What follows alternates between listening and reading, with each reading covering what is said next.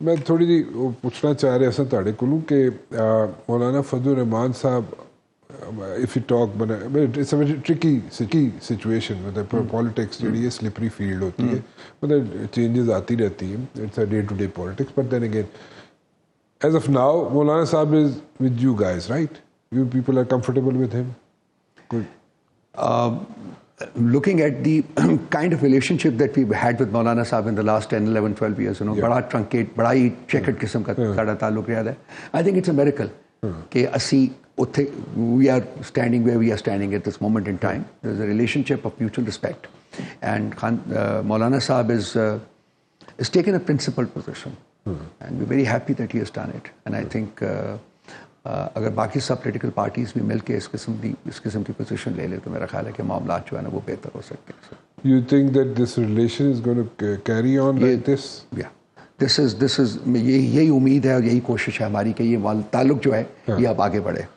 یہی نہیں کہ کانسٹیٹیوشنل امینڈمنٹ کے ساتھ یہ ختم ہو جائے, یہ ہوگا نہیں, آگے بڑھے گا. آپ مولانا صاحب کہتے ہیں جناب نئے الیکشنز ہونے چاہیے, فریش الیکشنز کریں. We are for it. بالکل فریش الیکشن سے فرق کی پے گا.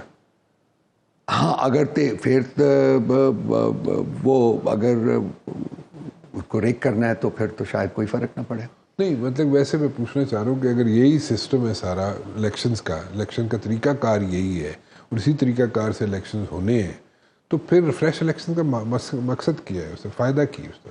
دیکھیں سر, ایسے الیکشن تو ہونے نہیں چاہیے نا. یہ بڑی ایک کمپریہنسو ڈسکشن ہو جائے گی, کر لیتے ہیں تھوڑی سی. ایسے الیکشن تو جمہوریت کی اساس کیا ہے؟ جمہوریت کی اساس ہے لوگوں کا ووٹ, وہ اسی سے جمہوریت بنتی ہے. اگر آپ نے وہ بیسک جو پریمس ہے وہ ایکسیپٹ نہیں کرنا اور اس کو آپ نے مطلب ڈاکہ ڈالنا ہے اس کے اوپر, تو پھر آپ یہ جو ملبہ آپ نے اڑا چڑھایا ہوا ہے, یہ جو ملمہ چڑھایا ہوا ہے, اس کو اتار دیں. کہیں جی کہ ہم ایک ہے, آفٹر آل آج کل بڑی بات ہو رہی ہے ایجپٹ ماڈل کی, ٹھیک ہے نا جی, تو آپ ٹھیک ہے پھر آپ اس کو انٹروڈیوس کر دیں, ایجپٹ ماڈل کو انٹروڈیوس کرتے ہیں, ٹھیک ہے. لیکن چلے گا نہیں. اب یہ اس ملک میں ایک چیز خان صاحب نے کی ہے, وہ ہے کہ لوگوں کو اپنے حقوق سے آگاہ کرتی ہے. لوگ بولتے ہیں, لوگ سمجھتے ہیں. اب تو یہ آپ 5 سال پہلے, 10 سال پہلے, 15 سال پہلے والے لوگ نہیں ہیں. تو میرا خیال ہے کہ ایجپٹ ماڈل اب یہاں چل نہیں سکے گا. آپ کو جمہوریت لانی پڑے گی, کسی نہ کسی طریقے سے جمہوریت آ کے رہے گی اب. اور میرا نہیں خیال کہ زیادہ دیر لگے گی آنے میں, ہو جائے گا. اور آنی بھی چاہیے, میری ذاتی کمٹمنٹ ہے کہ جی ہونی چاہیے. حالانکہ بڑی ہی ہماری لمیٹیشنز ہیں in terms of education, in terms of enlightenment and in terms of composer. ہم جو لوگ ہیں, ہم جذباتی لوگ ہیں. ہم فیصلے انسٹنکٹیولی کرتے ہیں, ہم ایک تھاٹ پروسیس کے ذریعے نہیں کرتے. تو میرا خیال ہے کہ وہ جب جمہوریت آئے گی تو وہ پھر یہ چیزیں جو ہیں یہ بھی over a period of time جو ہے نا یہ بھی چینج ہو جائیں گی اور بہتر سوچ کے ساتھ لوگ آئیں گے. اس وقت جو لوگوں کی سوچ ہے وہ اتنی زیادہ انٹینس ہے کہ اس کو آپ زیادہ دیر تک روک نہیں سکتے ہیں. سر جمہوریت کے جہاں پہ بھی جمہوریت ہے, جس بھی ملک میں ہے, جس بھی اسٹیٹ میں ہے, اس کے کوئی ٹرکل ڈاؤن افیکٹس ہوتے ہیں ماسز تک. یہاں پہ کوئی ہے ماسز کو ٹرکل ڈاؤن افیکٹس ہوتے ہیں, کوئی ماسز کو ریلیف ملتا ہے جمہوریت سے؟